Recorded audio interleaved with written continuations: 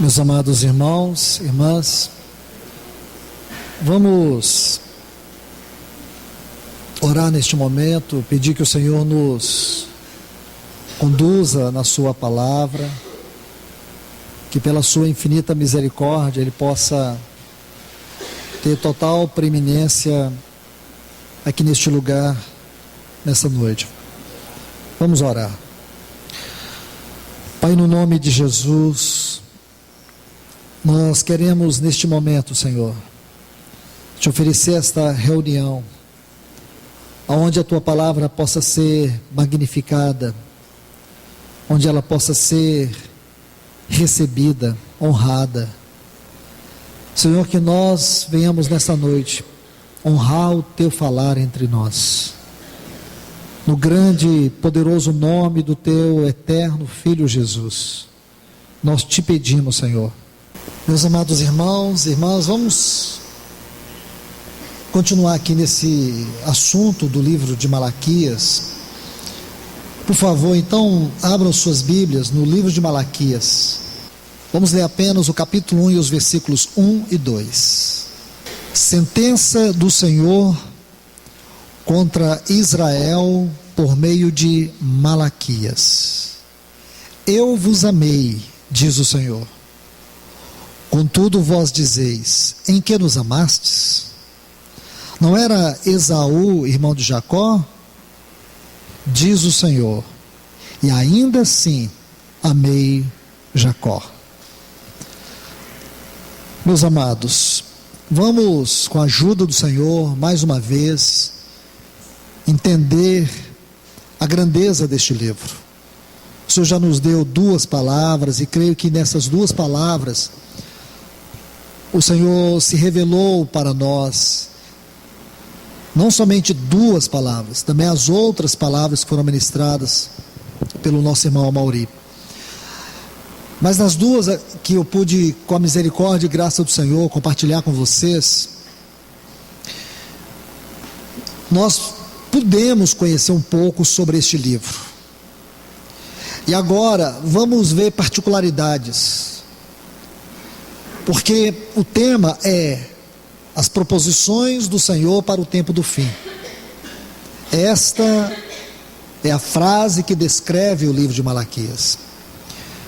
Este livro, ele é um resumo da mente de Deus, uma síntese da mente de Deus, especialmente no que diz respeito à profecia, o que diz respeito à profecia que tem em vista a preparação para a vinda do seu Filho. O livro de Malaquias, se vocês observarem com todo o cuidado, vocês irão ver que este livro, ele tem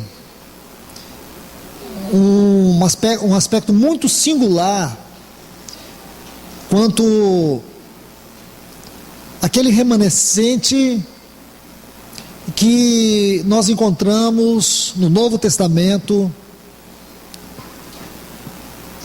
que recebeu Cristo Jesus como o seu Senhor. Quando você estuda os primeiros capítulos do Evangelho de Lucas, você vai encontrar ali um remanescente. Entender aqueles personagens, eu creio que isso deve funcionar como exercício espiritual para nós. Entender cada um daqueles personagens vai nos mostrar o caráter do remanescente nesse tempo do fim. E quando você consegue compreender isso, você vai ver que este livro é uma grande e poderosa mensagem de Deus para esta hora que nós estamos vivendo. Por exemplo, quando você olha para esta palavra, sentença, está vendo aqui no versículo 1, sentença, ou encargo, ou carga, na minha versão aqui, Reina Valera, está oráculo, oráculo da palavra do Senhor. Meus irmãos e irmãs, tendo esta visão, que este livro expressa o sentimento, o pensamento de Deus acerca do tempo do fim, isso vai nos mostrar um princípio que nós já estudamos, concernente à profecia. A profecia, ou muitas profecias na Bíblia, têm o seu lugar, tem o seu cumprimento parcial e também o cumprimento final. Cumprimento parcial e o cumprimento final.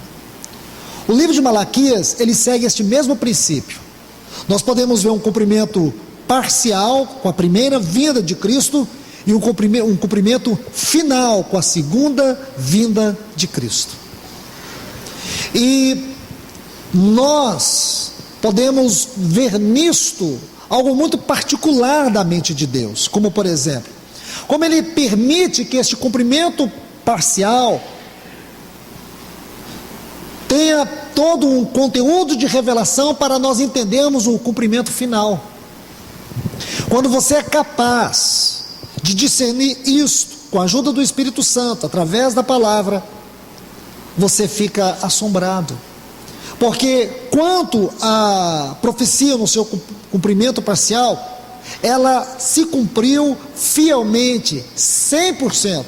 Isso indica que no seu cumprimento final, ela se cumprirá fielmente 100%, em todos os seus detalhes. Então, queridos irmãos e irmãs, deixe-me colocar um pouco de conteúdo sobre essa palavra sentença. Sentença. Por quê? Eu chamo a atenção de vocês para esta palavra. Está aí. É a primeira palavra que abre este livro. E ela tem algo a ver com a última palavra que fecha este livro. Se você olhar aqui em Malaquias, qual é a última palavra do livro de Malaquias? Maldição. A primeira é sentença e a segunda é maldição. Então, meus irmãos e irmãs, percebam que Deus está dizendo para nós que se não observarmos aquilo que Ele coloca, aquilo que Ele reivindica, nós vamos receber esta maldição. É propósito de Deus? Não. Este livro, ele nos é dado para mostrar um Deus irado? Não, porque esta não é a primeira proposição deste livro. A primeira proposição deste livro, é o que nós iremos estudar hoje, é que Deus ama, por isso Ele disciplina. Deus ama, por isso Ele corrige. Deus ama, por isso Ele traz o seu povo de volta. Este livro é uma revelação escancarada do coração de Deus. E esta palavra, sentença, nos fala disso. Você sabe o que significa essa palavra sentença? Peso, carga. Peso, carga. Olha aí.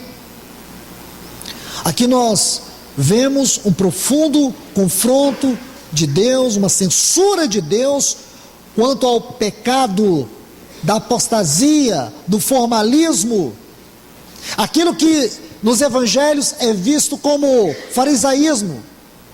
Os fariseus, os saduceus, esses dois grupos, eles eram evidência de um espírito religioso que sempre confrontava a verdade do evangelho de Cristo Jesus. Era a expressão da religiosidade no tempo de Cristo, e tem suas raízes aqui na história do tempo de Malaquias. Portanto, meus irmãos, olhe essa palavra: sentença, fardo, peso, carga. Este livro é uma carga do coração de Deus. Porém, Deus não dispensa essa carga com a sua ira. A primeira coisa que Ele vai dizer é: eu vos tenho amado. Por favor, olhe para isso. Eu vos tenho amado. Queridos irmãos e irmãs, a igreja dos nossos dias, ela não está interessada na carga do coração de Deus. A igreja dos nossos dias prefere ouvir mensagens suaves e fáceis de ouvir. A igreja dos nossos dias está muito mais interessada em mensagens de autoajuda, mensagens que fazem cócegas no nosso ego, do que sentir a carga profunda do coração de Deus. E digo para vocês, Deus, Ele quer dispensar a carga do seu coração sobre nós. Eu creio que se Ele fizer isso, e nós compreender o peso do seu coração, nós poderemos ser salvos da ira vindoura. Porque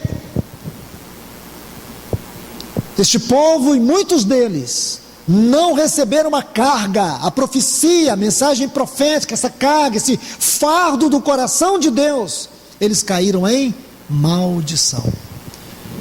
Então eu chamo a atenção de todos vocês para o peso dessa palavra que abre este livro. Ela está intimamente ligada à última palavra deste livro. Então agora vamos entender o que está entre essas duas palavras: fardo, ou sentença, e maldição. Vamos aqui, irmãos. Versículo 2, o Senhor diz: eu vos amei, diz o Senhor. Contudo vós dizeis: em que nos amastes? Não era Esaú irmão de Jacó? Diz o Senhor: e ainda assim amei Jacó. Precisamos compreender esse amor de Deus. Precisamos entender isso, irmãos, porque essa palavra é muito forte no contexto desse livro. Eu peço a ajuda do Senhor para que todos nós aqui possamos entender o peso desta palavra aqui no livro de Malaquias. Então, vamos colocar de maneira didática. Primeiro, entender esse fardo. Por que o Senhor está nos falando assim? Por que o Senhor está falando dessa forma com o seu povo nesses dias? Primeiro, irmãos, justamente agora a igreja está necessitando entender o fardo, o peso do coração de Deus, porque ela é uma igreja desviada. Nós estamos vivendo um tempo onde os cristãos estão perdendo o temor de Deus. Estamos vivendo onde as pessoas não estão mais interessadas no verdadeiro evangelho. Eu posso lhes mostrar pelo menos 5 pontos que evidenciam a degradação do povo de Deus e o ministério ao Senhor sobre o seu povo. Porque esse é um ponto vital no livro de Malaquias: o desvio do sacerdócio. Aqui, irmãos, o termo sacerdócio não se restringe ao sacerdócio universal de todos os santos, mas especialmente aqueles homens que o Senhor colocou como dádivas para o seu povo, para que o seu governo, para que os serviços espirituais se manifestem, para que a igreja seja conduzida, para que o seu povo sejam abençoados pelos ministérios de Cristo. E nós sabemos realmente, claramente, o que o Espírito Santo quer nos mostrar acerca dos sacerdotes, que você encontra muitos textos aqui no capítulo 1 e no capítulo 2. A síntese é que detrás de um sacerdócio apostata há um povo em apostasia. A causa da apostasia do povo está na apostasia do sacerdócio. Então, irmãos, nós vamos ver aqui 5 pontos que evidenciam a apostasia do sacerdócio e a apostasia, a frieza, a indiferença e o formalismo do povo de Deus. A primeira é que a igreja, nesse tempo, ela não reflete sobre aquilo que ela recebe, porque a igreja não gosta de refletir, ela não gosta de ponderar, ela gosta de sentir. O evangelho hoje é um evangelho que leva as pessoas a sentir sensações, é um evangelho que as pessoas gostam porque ele mexe com as suas emoções e não com a sua razão, não leva as pessoas a refletir. As pessoas não refletem mais, elas querem ouvir a palavra de Deus e sentir uma sensação na sua alma, como eu acabei de dizer. Elas gostam de sentir cócegas no seu ego. Elas gostam de, as pessoas hoje, os cristãos hoje, eles gostam de sentir a sua carne massageada, mas não gostam de ouvir a palavra e ponderar, de refletir, permitir que ela entre nos seus ouvidos e faça a obra que tem que fazer. Paulo, escrevendo a Timóteo na sua segunda epístola, ele diz que nesse tempo do fim as pessoas se cercarão de pregadores Segundo, as suas cobiças. E é justamente isso, irmãos. Por isso que você vê hoje, nessa cristandade caída, os locais de reunião superlotados, sem mensagem alguma, sem conteúdo algum, o povo morrendo, o povo à míngua. Você vê reuniões onde a palavra não tem o seu lugar, onde tudo está sendo trocado. A igreja, a denominação, aquela igreja com I bem minúsculo, que é uma denominação, uma instituição humana, antropocêntrica, roubando o lugar e a centralidade de Cristo. Onde carisma está na frente de caráter, onde esse suposto louvor e adoração está à frente da palavra. O homem tomando o lugar de Cristo. Entende? É justamente isso. Por isso as pessoas não querem refletir, elas querem sentir. E ainda saem da reunião e fazem uma avaliação assim: o culto não foi bom, porque o culto é mais importante do que o Senhor. É por essa razão que a igreja nesses dias, ela está completamente desviada do propósito eterno de Deus. O segundo ponto que evidencia isso, irmãos, é que a igreja não busca conhecer a Deus, mas entreter-se com Ele.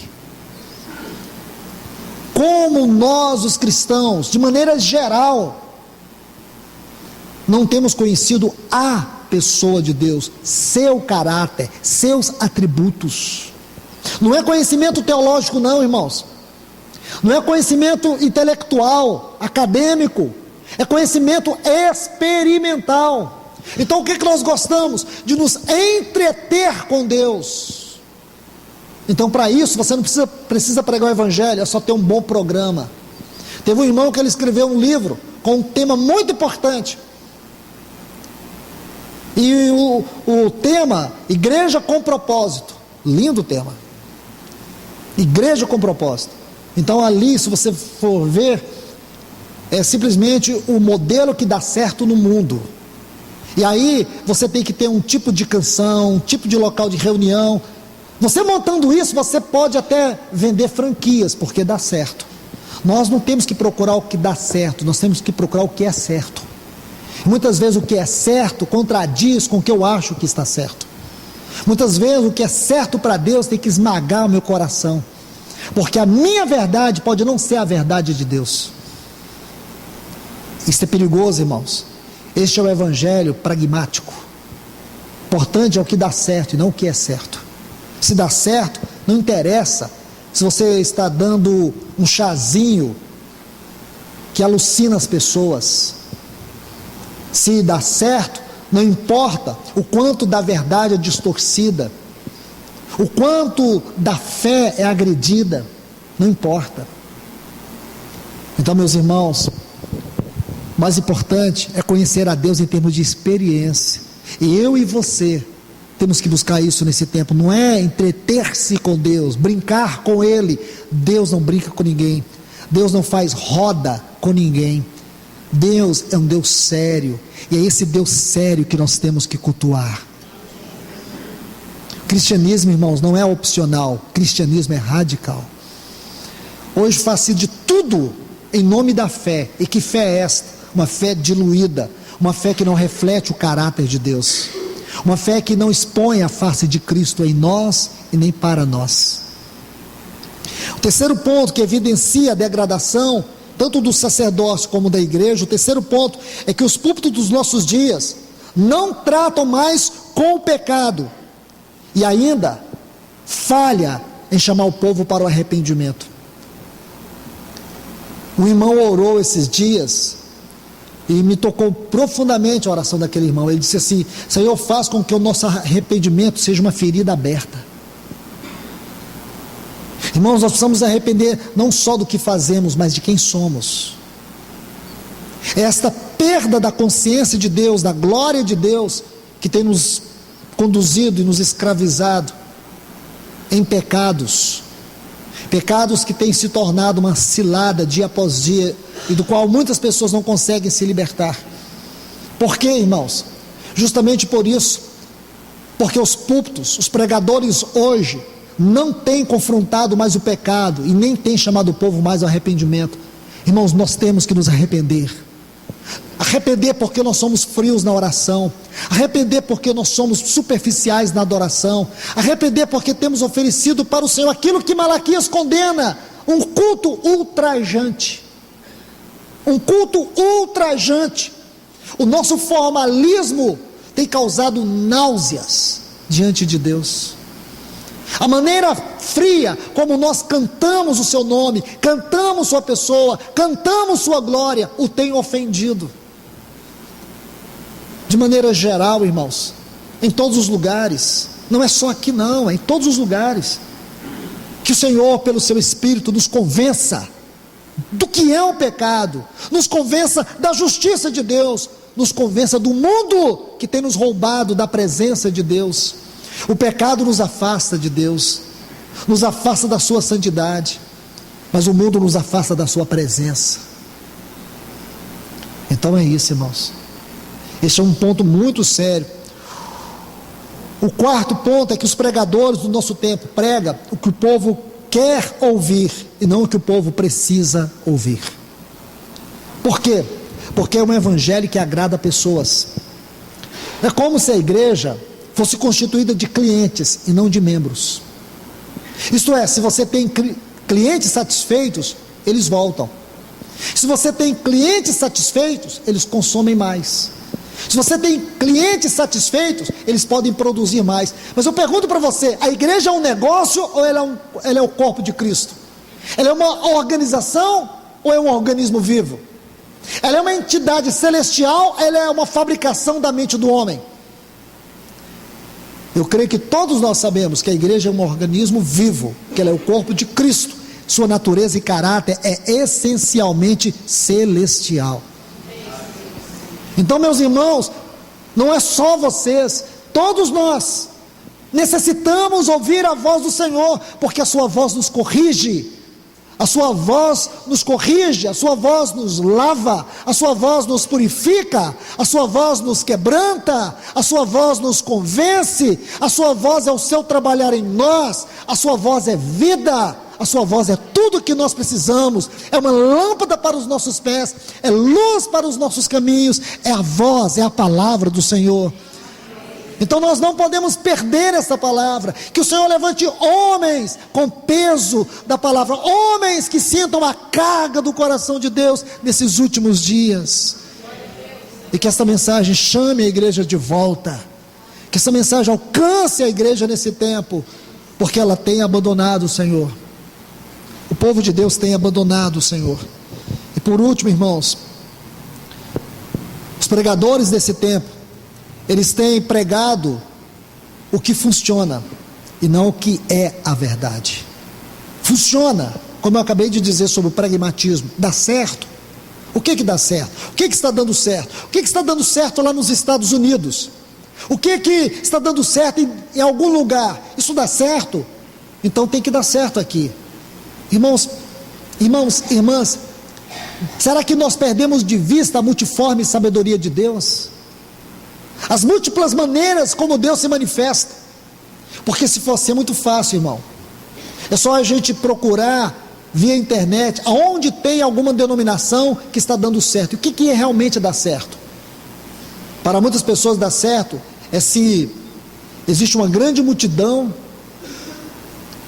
de consumidores vorazes, consomem todo tipo de produto. Então nós vamos ter que fabricar produto, seja produto de música, seja produto de mensagem, seja o que for, água fluidificada, lenço de milagre, óleo santo, seja o que for, é isso que o povo quer, é isso que dá certo, então vamos fabricar. Isso não é evangelho, isso é lixo satânico.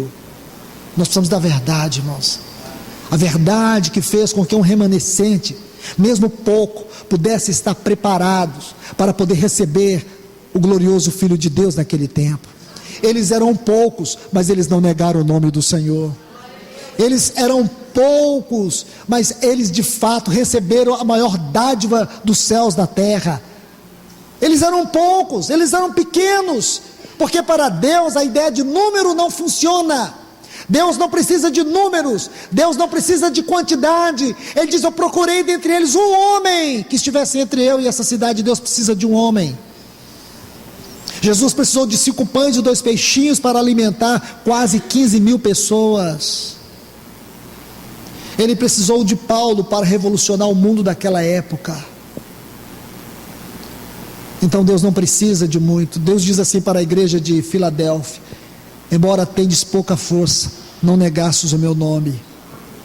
Irmãos, você sabe o que é a força da igreja?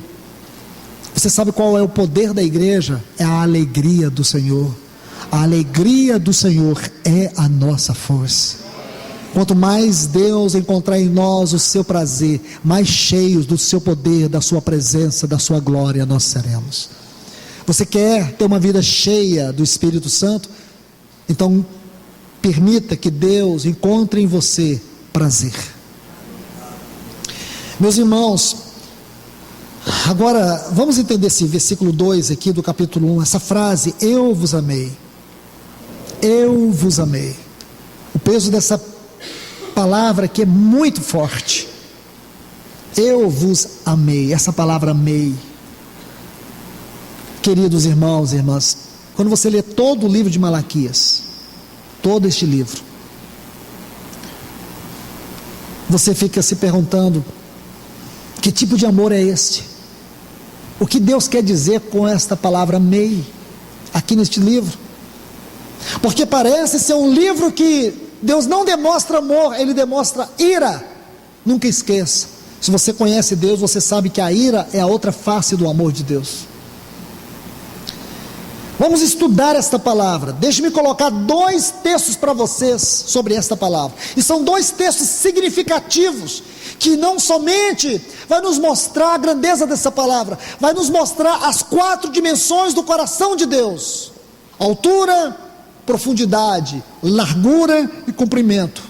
Então, nesta palavrinha aqui, amei, nós podemos ver as 4 dimensões do coração de Deus: a altura, a profundidade, a largura e o comprimento.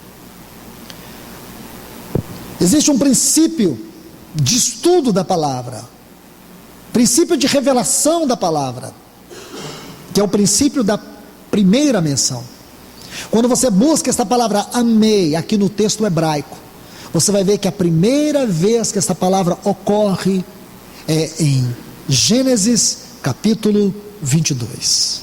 Anote aí, porque é muito importante você ver isto. E a segunda vez também é extremamente importante, porque ela vai formar o quadro para nós. Que lindo é isso, irmãos! Não é uma mera coincidência. Eu posso dizer para vocês, nesta palavrinha está revelado o mais profundo, o mais alto, o mais largo, a extensão mais comprida do coração de Deus. Porque quando você lê Gênesis 22, aí, Gênesis 22, o versículo 2, vai mostrar o amor de Abraão por Isaac. Abraão amava Isaac. É essa palavra que está aqui em Malaquias. É a primeira vez que ela ocorre na Bíblia. O que quer dizer isso? Em primeiro lugar, esta palavra amei aqui fala do amor do pai pelo filho. O amor do pai pelo filho. E este é o assunto do capítulo 1. Então, se você estudar com muito cuidado o livro de Malaquias, você vai ver que este livro pode ser dividido da seguinte forma: capítulo 1 e 2, e depois a segunda parte, capítulo 3 e 4. E se você observar com muito cuidado aqui, eu quero que você faça isto. No capítulo 1 e no capítulo 2, especialmente, nós vamos encontrar esta palavra, e vai nos mostrar a mesma coisa que está em Gênesis 22, 2 e Gênesis 24, 67, porque em Gênesis 24, 67 vai dizer assim: Isaac amava Rebeca. Por favor, irmãos, olhe para isto. Então, Gênesis 22, 2, o amor do pai pelo filho. Porque Abraão tipifica a pessoa de Deus. Isaac tipifica a pessoa de Cristo. Mas se você for para o capítulo 24 e o versículo 67, vai dizer assim: Isaac amava Rebeca.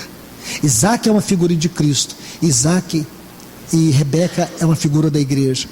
Então as duas primeiras ocorrências desta palavra, amei, que está aqui em Malaquias, vai mostrar o amor de Deus pelo seu filho e o amor do filho pela igreja. Estão vendo? Então, irmãos, como que nós podemos extrair a essência da mensagem, dessa carga do coração de Deus neste livro? Como nós podemos entender o peso do coração de Deus? Se Deus está nos falando algo nesse livro, nós temos que perguntar para Ele: o que é que o Senhor está falando conosco? Que somos a igreja que está vivendo a última hora. Não é a última hora para o mundo, é a última hora da volta do Filho. Para o mundo esta última hora é juízo, mas para mim e para você essa última hora é glória. O mundo está esperando o dia do Senhor, o dia do juízo, o dia dos tratamentos de Deus com as nações, com este mundo perdido. Mas eu e você estamos esperando o dia de Cristo.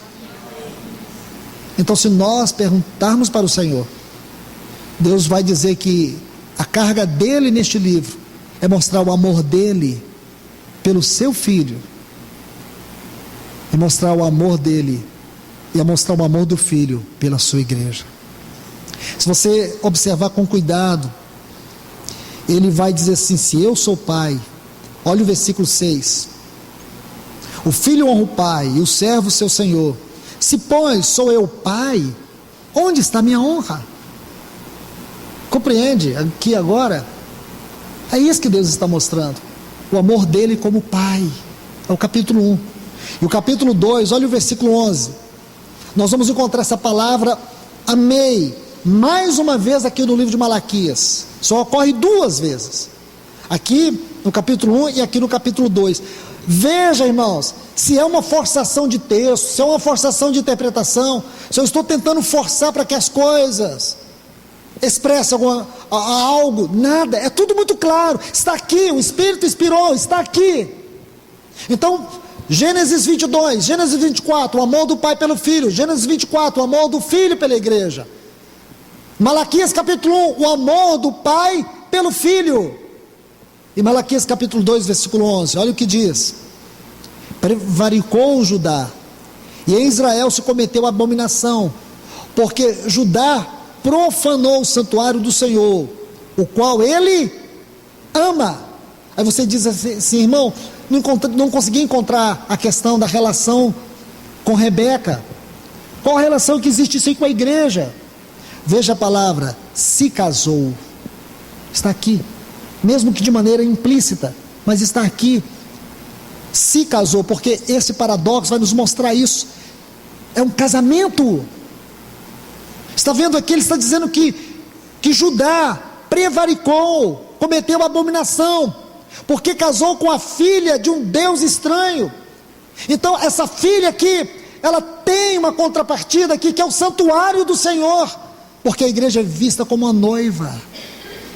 E aqui o Senhor está mostrando justamente isto, o seu amor pelo seu santuário, pela sua casa, a qual casa somos nós.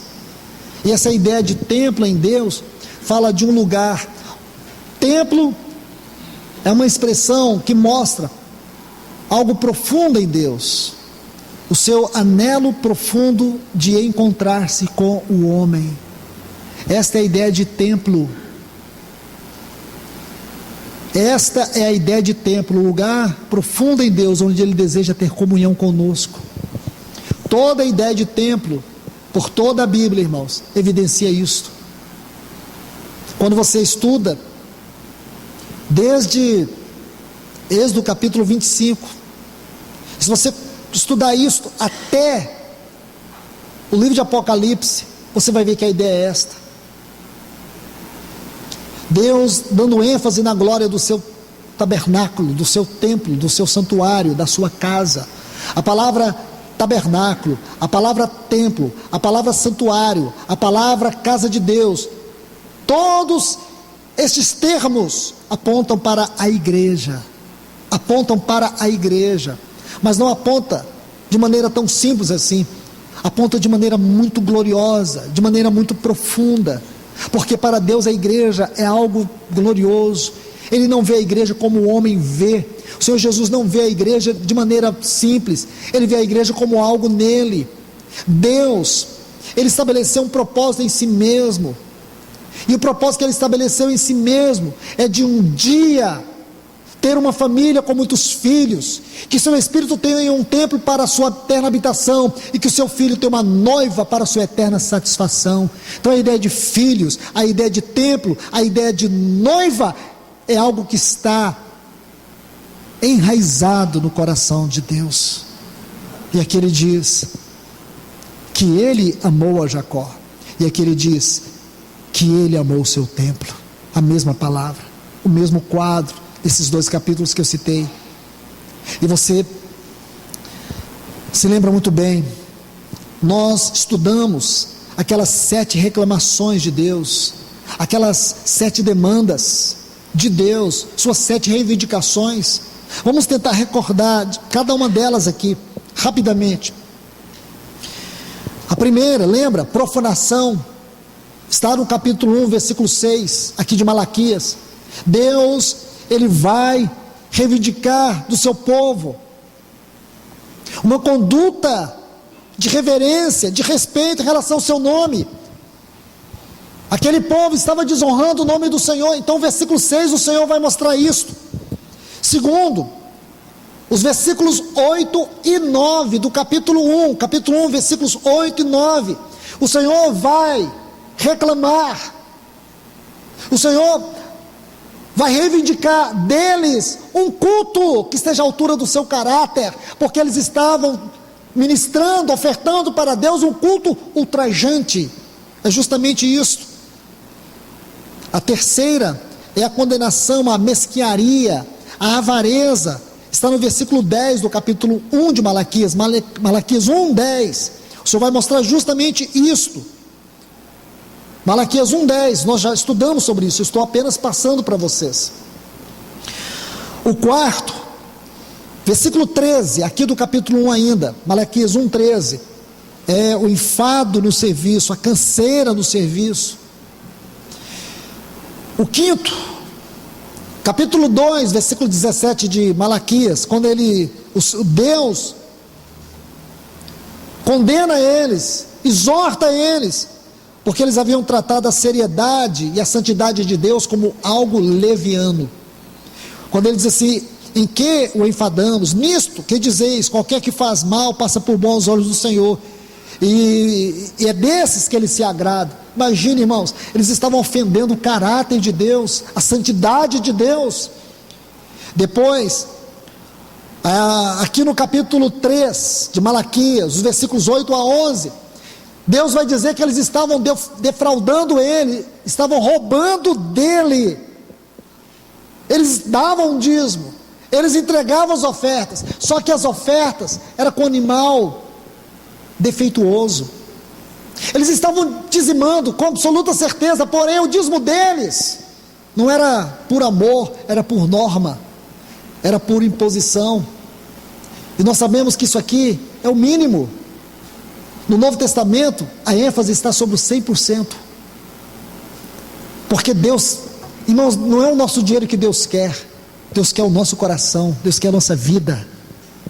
Como Paulo diz para os irmãos na Acaia, quando eles levantaram aquela oferta para os irmãos pobres em Jerusalém, Paulo chega a dizer assim, que aqueles irmãos deram eles mesmos, eles se deram. Não adianta você achar que é o dinheiro, que é o bem que Deus quer você por inteiro. Lembra aquela oferta da viúva pobre? Em termos de dinheiro, a oferta dela era muito pouco, mas o importante é que aquela oferta evidenciava o tudo do coração dela. Então, para Deus não é o quanto você dá, é sim no que você dá está toda a sua vida. Porque quando nós retemos de Deus nas nossas ofertas, no nosso culto, da nossa vida, é que, de maneira às vezes inconsciente ou consciente, nós estamos dizendo que para nós Deus não vale nada. Isso é dolorido, irmãos, porque o nosso culto, nossa vida, seja o que for, deve representar para Deus todo o nosso coração por Ele, e o que Ele significa para nós. E é isso que Deus vai dizer. E a sétima reclamação de Deus é uma forma de blasfêmia inconsciente, e eu quero só ler isso aqui. É o capítulo 13, os versículos 13 e 14, quando ele diz: as vossas palavras foram duras para mim, diz o Senhor, mas vós dizeis, que temos falado contra ti? Vós dizeis, diz o Senhor, que nos aproveita, temos cuidado em guardar os seus preceitos e andar de luto diante do Senhor dos Exércitos.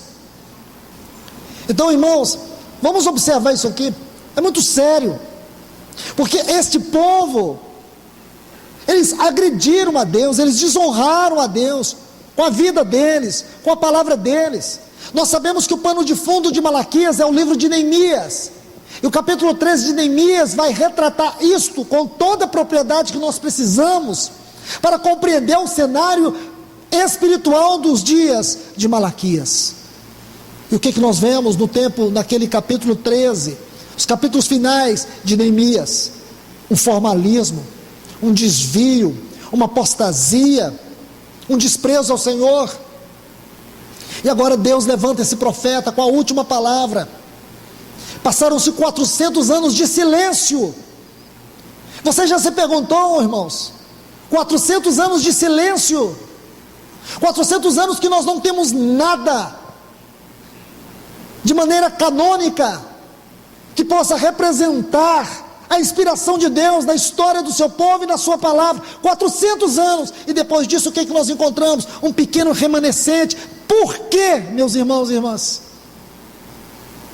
Nós precisamos responder essa pergunta diante do Senhor, olhando para os nossos dias, porque estas 7 demandas do Senhor, estas 7 reivindicações de Deus para que o seu povo volte para Ele, não é uma demonstração negativa de um Deus irado, mas de um Deus que ama.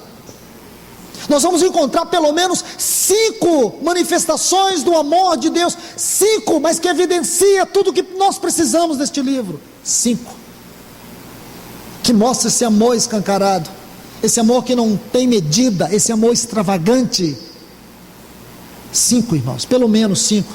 Eu sei que cada um de nós aqui, da maneira que lemos, podemos encontrar outras tantas, mas pelo menos 5 que vai mover o teu coração a ver o quanto Deus te ama, o quanto Deus ama a sua igreja, e que este livro não é simplesmente uma descrição da mais terrível expressão da ira de Deus, mas este livro, ele nos foi dado para mostrar o coração de amor desse Deus que não desiste de nós.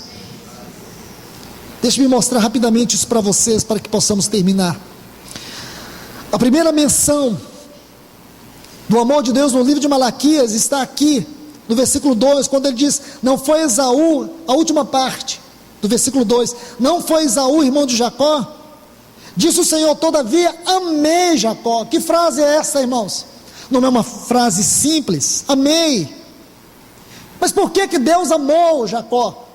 Se você olhar, irmãos, a Bíblia destaca muito mais o caráter vil de Jacó do que Esaú. Esaú era um profano, todos nós sabemos disso, porque a Bíblia diz, ele era profano, ele desmereceu algo sagrado.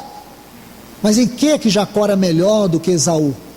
Jacó, nós sabemos, ele era um mentiroso, ele era um trapaceiro. Jacó era uma pessoa muito difícil, a ponto de Deus ter que descer e vencê-lo pessoalmente, enviando o seu anjo, o anjo do Senhor. E o anjo do Senhor não é qualquer ser angelical. A descrição do anjo do Senhor no Velho Testamento, com o artigo definido, é uma teofania de Cristo. O Senhor teve que lutar com ele como que face a face. Tão difícil era Jacó. Jacó era difícil de amar. O Senhor diz assim: eu amei a Jacó. E você já se perguntou por que Deus te amou? Você já se fez essa pergunta: por que Deus me amou?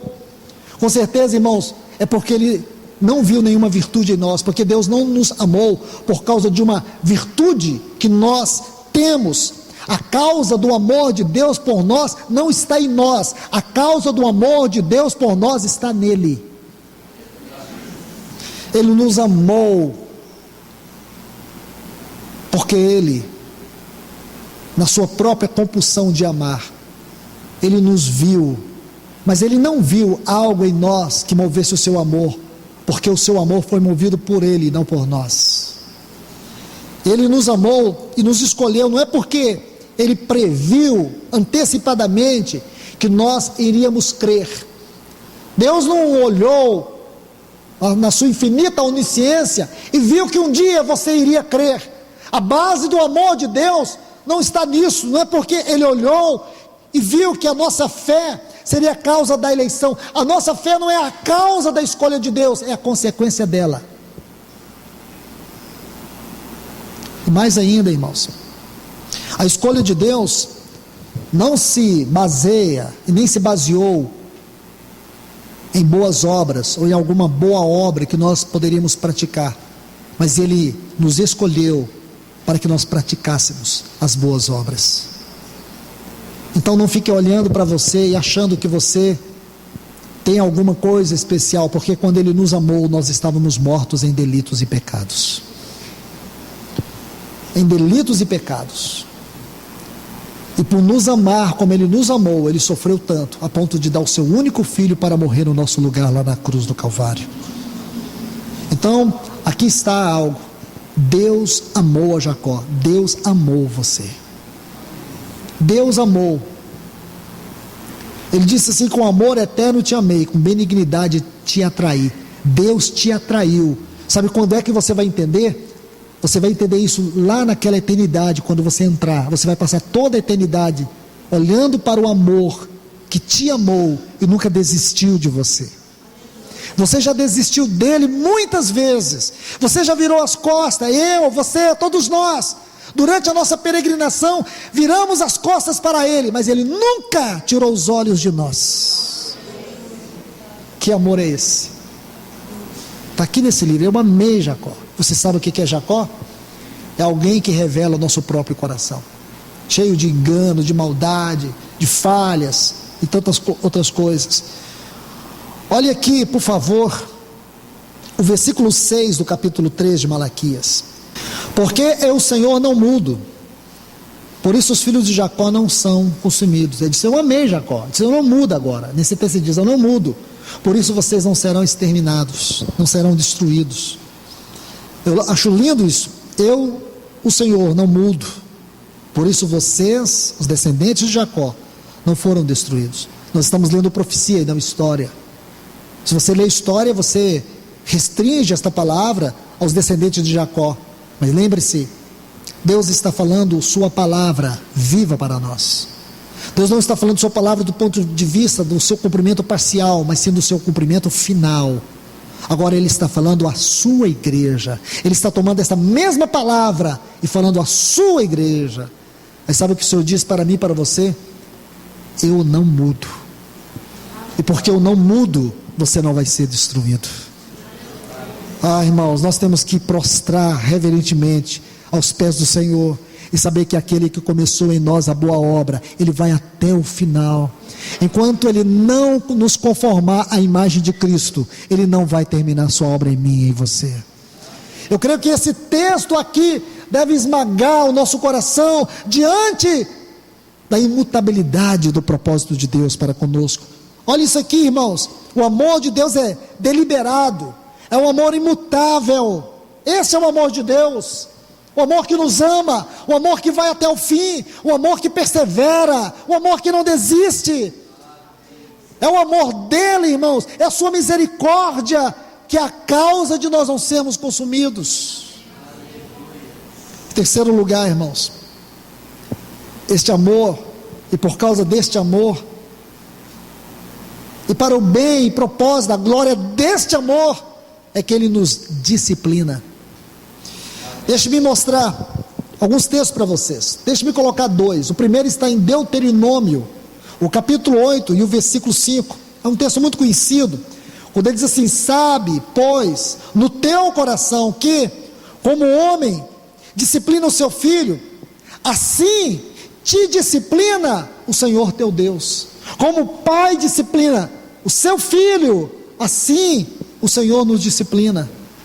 Então quem é pai, quem é mãe, consegue entender essa palavra, porque não há um pai, eu falo pai aqui no sentido restrito de tudo que significa esta palavra, porque hoje não podemos olhar esta palavra do ponto de vista do curso natural deste mundo e da sociedade deste mundo, mas de acordo com o padrão da palavra de Deus. Pai é uma palavra que encontra em Deus o seu sinônimo na Bíblia, seu caráter. Portanto, meus irmãos, ele diz: como um pai disciplina o seu filho, assim o Senhor te disciplina. Saiba isso no teu coração. E o texto que você vai colocar junto desse aí é outro texto muito conhecido, Hebreus 12:10. Diz que Deus nos corrige como filhos, para que sejamos participantes da sua santidade. Agora, se você puder abrir a sua Bíblia nesse versículo, eu gostaria de te mostrar algumas coisas aqui, porque o versículo 14 desse capítulo 12 é um texto muito conhecido, é aquele que diz assim: segui a paz com todos e a santificação, sem a qual ninguém verá o Senhor. E nós podemos isolar esse texto do seu contexto e não entender toda a sua grandeza. Por isso eu quero que vocês olhem junto comigo. Veja, a partir do versículo 11 aí, diz toda disciplina. Você já viu o 12, que diz: pois eles, falando dos pais, nos corrigiam por pouco tempo, segundo melhor lhes parecia. Deus, porém, nos disciplina para aproveitamento, a fim de... Então aqui vai mostrar o propósito desse aproveitamento da disciplina de Deus, a fim de sermos participantes da sua santidade. Meus irmãos, leia esse texto direito, com os olhos espirituais abertos. Deus trata duro conosco, não é para nos destruir.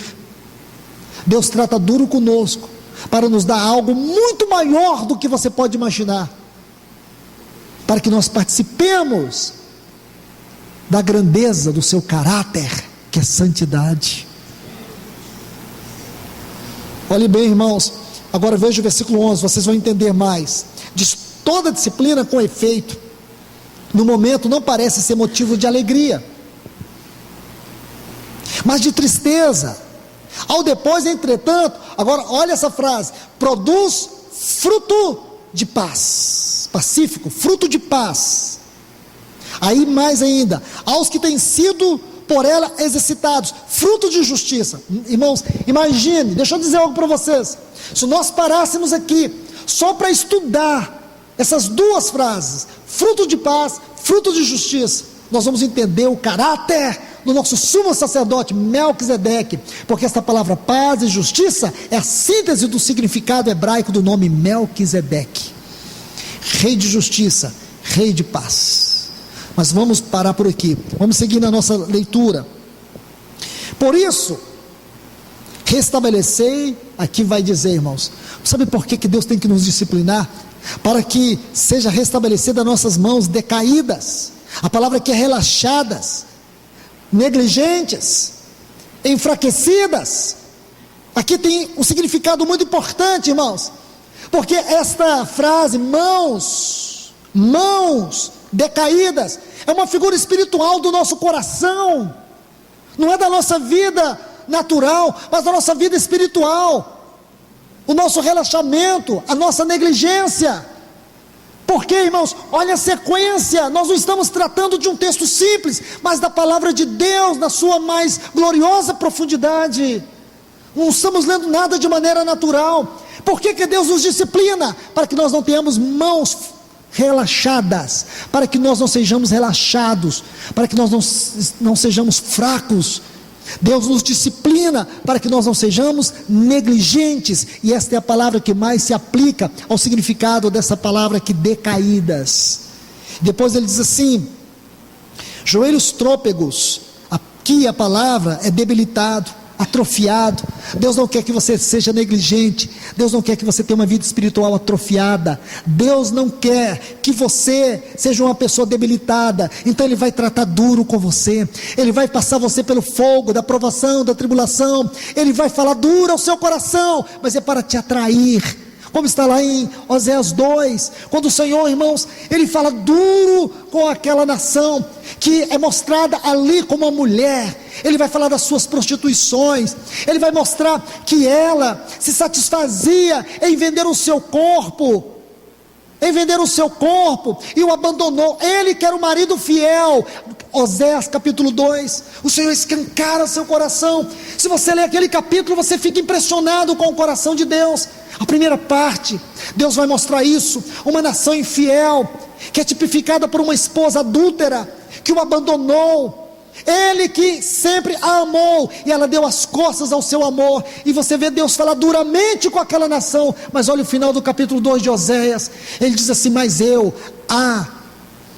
diz assim: eu vou desposá-la-ei. Sabe o que significa essa palavra?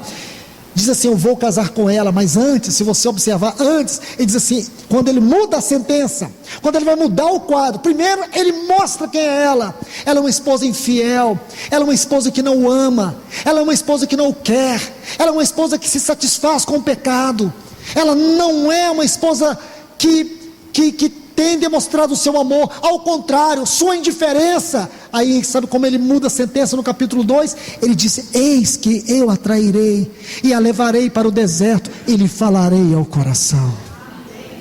Aí sabe como que ele vai concluir esse capítulo? Ele diz: desposá-la-ei. Sabe o que quer dizer isso? Eu vou casar com ela. Este é o Deus que nos disciplina, para que nós não sejamos, irmãos, negligentes, para que nós não sejamos atrofiados, debilitados na nossa fé. Este é o nosso Deus. Olhe para essa palavra. A figura aqui, irmãos, é a figura de um paralítico. A figura de um paralítico. Se você pegar essa palavra trópegos aqui, você vai observar que ela ocorre 5 vezes. E todas as 5 vezes, com exceção aqui de Hebreus, são descritas por Lucas. Lucas era médico. Então você vai encontrar isso tanto em Lucas, como também em Atos. E por último aqui em Hebreus. Por isso muitos acreditam que Lucas é o autor de Hebreus, porque muitos vocábulos, não esse, mas dezenas de vocábulos nesse livro só vai ser encontrado nos escritos de Lucas. Não estou querendo aqui afirmar que eu acho que é Lucas. Isso para mim não é importante.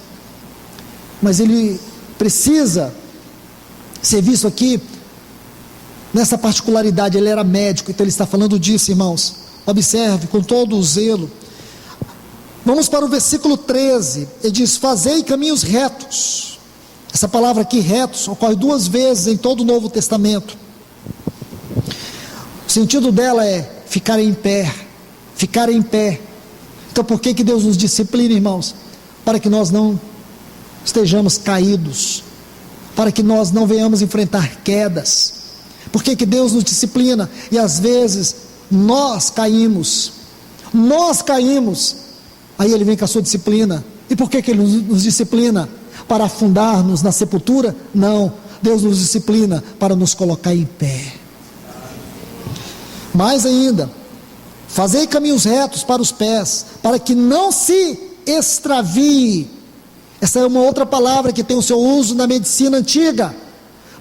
É a palavra que fala de arrancar ou desconjuntar um membro do corpo. Então, quem escreveu isso aqui tinha conhecimento de medicina. Então ele está dizendo aqui que não se para os pés, para que não se extravie, para que não seja arrancado do corpo. Oh, que lindo é isso, irmãos. Sabe por que Deus trata duro conosco? Para que nós não venhamos perder esse vigor da vida do corpo. Porque o objetivo do diabo, do inimigo, é nos isolar. Veja se você está se isolando. Veja que o inimigo ele procura nos isolar, nos tirar da comunhão, nos tirar da palavra, nos tirar da realidade espiritual. Aí você se encontra fraco, debilitado, negligente. Você perdeu o curso do mover de Deus no meio do seu povo. Você deixou de congregar, você deixou a comunhão, você deixou a mesa do Senhor. Você vai percebendo o quanto o inimigo é astuto, o quanto ele tem esse propósito de nos arrancar do corpo de Cristo, mas graças a Deus que Deus vem com a vara da sua disciplina. Ele vai tratando, Ele trata de cá, Ele corrige de cá. Dói em nós, dói, mas o propósito dele é glória. O propósito dele é que eu e você sejamos inseridos no vigor e na vida que há no corpo de Cristo. Aí ele diz assim: para que não se extravie o que é manco, a palavra aqui é aleijado, antes seja curado. Então Deus quer que nós sejamos curados e não aleijados. Aqui fala de um alejo espiritual, que é esta palavra aqui, irmãos, relaxados, negligentes, é esta palavra, esse sentido aqui, enfraquecidos, debilitados, é esta palavra que tem aqui. É muito importante isso, irmãos, porque Deus não quer que você seja uma pessoa débil na sua fé, uma pessoa manca na sua espiritualidade, uma pessoa doente na sua alma. Ele quer que você seja curado, por isso que Ele nos disciplina com seu amor. Aí diz assim, versículo 14: segui a paz com todos, e a santidade. Qual santidade? Aqui no versículo 10, sem a qual ninguém verá o Senhor. Porque Deus nos disciplina, irmãos. Só vai haver essa santidade pelo trabalho esculpidor da disciplina de Deus. Então veja que coisa interessante, queridos irmãos, para que você não perca a face do Senhor, para que você não perca a face dEle, Ele está nos purificando por meio da disciplina, Ele está nos corrigindo, Ele sabe o quanto eu e você precisamos de disciplina. Eu creio que essas 7 sentenças do livro de Malaquias mostram-nos, irmãos, a carência que nós temos da disciplina de Deus, porque existem deficiências. Existem algumas coisas dentro de nós que são deficiências, que são debilidades, que são áreas que não foram conquistadas. Mas esse é um Deus de amor, é um Deus que nos ama e nos ama eternamente. Então, por último, irmãos, voltando aqui para Malaquias, por favor, o versículo 17 do capítulo 3, para nós encerrarmos por hoje. Malaquias 3:17.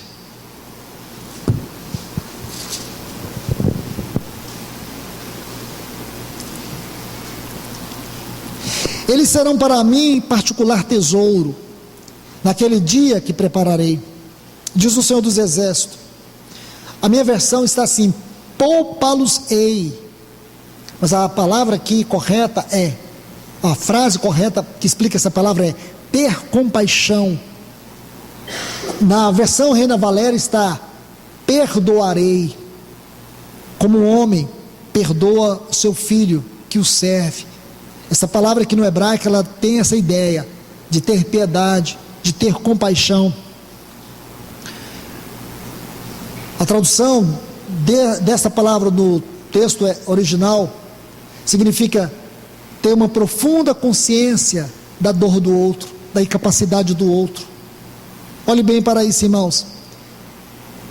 É um sentimento em movimento, essa compaixão.